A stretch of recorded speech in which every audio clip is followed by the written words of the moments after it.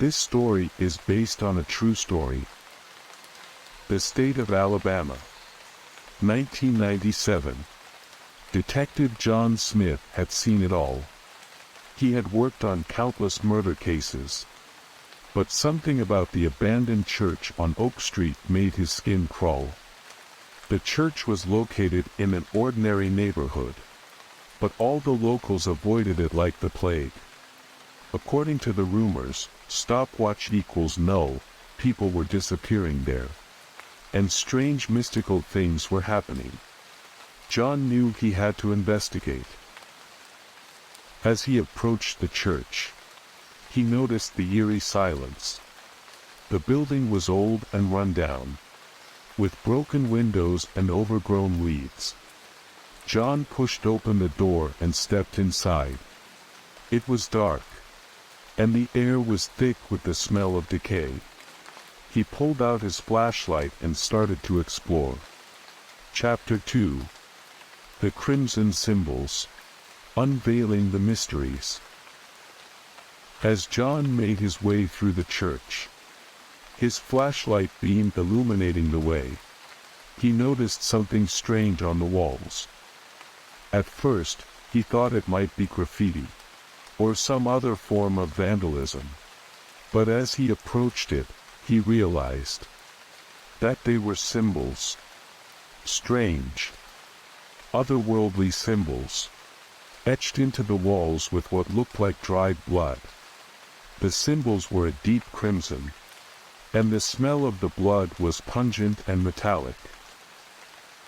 John took out his phone and started taking pictures of the symbols. He had never seen anything like them before. They were intricate and seemed to glow in the dim light of his flashlight. As John continued to explore, he heard a noise. It sounded like footsteps coming from the basement. John hesitated for a moment, unsure if he should continue. But his curiosity got the better of him. He carefully made his way down the stairs, his gun drawn and ready for anything. Chapter 3. Vanishing Shadows. The Curse of the Church. As he reached the bottom of the stairs, he saw something that made his blood run cold. In the basement, John found a young girl tied up and gagged. She had been missing for weeks. John quickly untied her and called for backup. As he waited for the police to arrive, he noticed more strange symbols on the walls. He realized that this wasn't just a case of a missing girl. There was something much darker at play. Chapter 4. The Ritual. Unleashing the Darkness. John's investigation led him to a group of people who were using the abandoned church for their twisted rituals. The group was led by a man named Mark, who had convinced his followers that they could summon a demon that would grant them wealth and power. John quickly realized that this group was not just a simple cult. They were dangerous and willing to do whatever it takes to achieve their goals.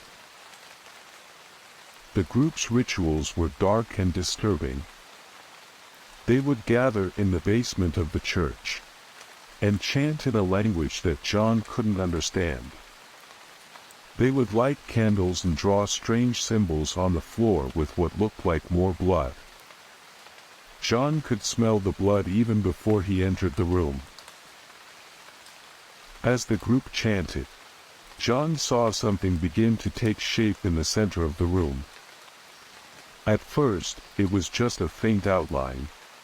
But as the chanting grew louder, the outline became clearer. It was a monster, unlike anything John had ever seen before. It was covered in scales, with long, razor-sharp claws, and glowing red eyes that seemed to pierce his soul. The monster didn't seem to be fully formed yet. But John knew that it was only a matter of time before it would be unleashed upon the world. He had to act fast. Chapter 5. The Monster Within. Confronting Evil. The group of cultists was heavily armed, and John knew he was outnumbered. He called for backup and waited for them to arrive. When they did, a fierce gun battle broke out. But John managed to take down the cult leader, Mark, before he could complete the ritual. As Mark fell, the symbols on the walls began to glow even brighter, and the monster began to thrash around, as if it was trying to break free from the confines of the ritual. John knew that he had to act fast. He grabbed a nearby crowbar and smashed the symbols on the floor. As he did, the monster let out a blood-curdling scream and vanished into thin air. Chapter 6. The Final Stand. In the end, John was hailed as a hero. He had stopped the cult and saved the missing girl. But he couldn't shake the feeling that something wasn't right. He had seen things during the shootout that didn't make sense. He went back to the church and found a hidden room that contained a strange artifact. Since that day, John has never been seen again, and his gun was found under the rubble of the church. Based on real events. 1839. Chapter 1. The Haunted Journey. In the state of Massachusetts, nestled amidst picturesque landscapes and quaint towns, our class of teenagers from Meadowbrook High School embarked on a fateful bus trip. Our destination was the neighboring state of Vermont, known for its stunning natural beauty and idyllic charm. Little did we know that the course of our lives would be altered forever, far from the safety and familiarity of our homes. Chapter 2. The Broken Down Bus. Our laughter abruptly ceased when the bus suddenly sputtered and coughed, coming to a halt near a desolate roadside inn. It seemed the gods of fate had conspired against us, stranding us in this ominous place. The inn loomed ahead, its ancient facade hidden beneath layers of creeping ivy, a foreboding presence in the fading light. As we cautiously explored the area surrounding the inn, we caught glimpses of figures lurking in the shadows. They seemed to materialize and vanish like phantoms. Their presence felt oppressive, as if we were being watched from unseen eyes. Whispers rustled through the overgrown foliage, sending shivers down our spines.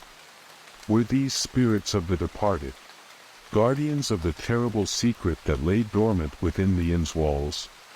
It was in that moment, surrounded by the decaying beauty of the inn and the haunting presence of those we couldn't explain, that the gravity of our situation sank in. The laughter that had once filled the air was replaced by hushed voices, filled with trepidation and uncertainty. We were trapped, ensnared in a web of darkness, and the only solace we could find was in each other's company, knowing that the long night ahead would test the limits of our courage and resilience. Chapter 3. The Legend of Vengeance. Whispers spread among us about the inn's dark history. According to local legends, a vengeful spirit haunted its walls. A woman who had met a tragic end at the hands of a group of heartless teenagers. They had stolen her life, and now she sought retribution, forever bound to the cursed grounds. Goosebumps prickled my skin as we neared the lake, its still waters reflecting the moon's pale glow. Chapter 4. The Sinister Encounter. It was on that fateful first night that the veil between our world and the supernatural grew thin. As we settled into our creaking beds, I glimpsed her, a spectral figure shrouded in darkness. She stood, a spectral figure shrouded in darkness, her form an ethereal mix of horror and sorrow. Her appearance was hauntingly unforgettable. Her long, unkempt hair cascaded around her like a midnight waterfall, tangles of black strands blending with the shadows that clung to her. The moonlight gleamed upon her pallid skin, highlighting the lines of anguish etched deeply into her face. Her eyes, empty and hollow, burned with an otherworldly rage, reflecting a lifetime of torment and betrayal.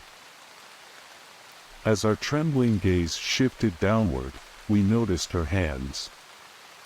A chilling sight that filled our hearts with dread.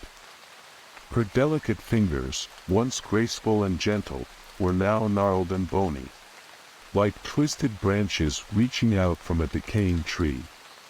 Each finger seemed to possess a life of its own, curling and twitching in a macabre dance of desperation. With trembling hands, I awakened my friends, desperate for their belief. But their laughter pierced my heart like 1,000 icy daggers. Chapter 5. Alone in the Woods.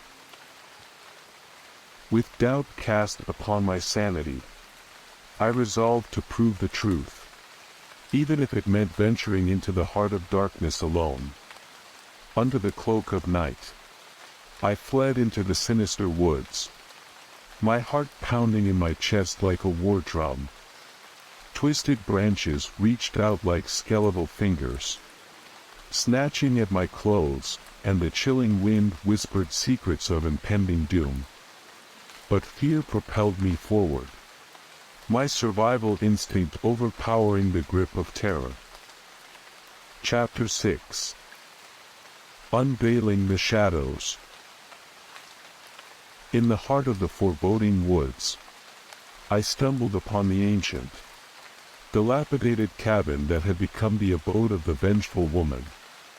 Its weathered exterior exuded a sense of desolation and decay, the cracked windows serving as portals to a world fraught with darkness. Moonlight filtered through one of the windows, casting a pale glow that illuminated the eerie interior. With trepidation gripping my heart, I pushed open the door, its rusty hinges groaning in protest. The room within revealed a scene frozen in time. The walls, adorned with peeling wallpaper, seemed to whisper tales of despair. The floor creaked beneath my feet, its worn wood bearing the weight of countless secrets. In a mystifying twist, the woman's ethereal essence fused with my being, our souls intertwining in an inexplicable fusion. With her presence within me, I exited the cabin, returning to my unsuspecting friends who gathered outside. They greeted me with smiles and relief, unaware of the sinister transformation that had taken place. The vengeful woman's spirit resided within me, hidden beneath the facade of my familiar teenage guise. The truth of what had transpired lingered beneath the surface, waiting to be revealed. Would my friends uncover the haunting secret residing within me? Or would the woman's spirit, now bound to my existence, continue her quest for vengeance, forever hidden in plain sight?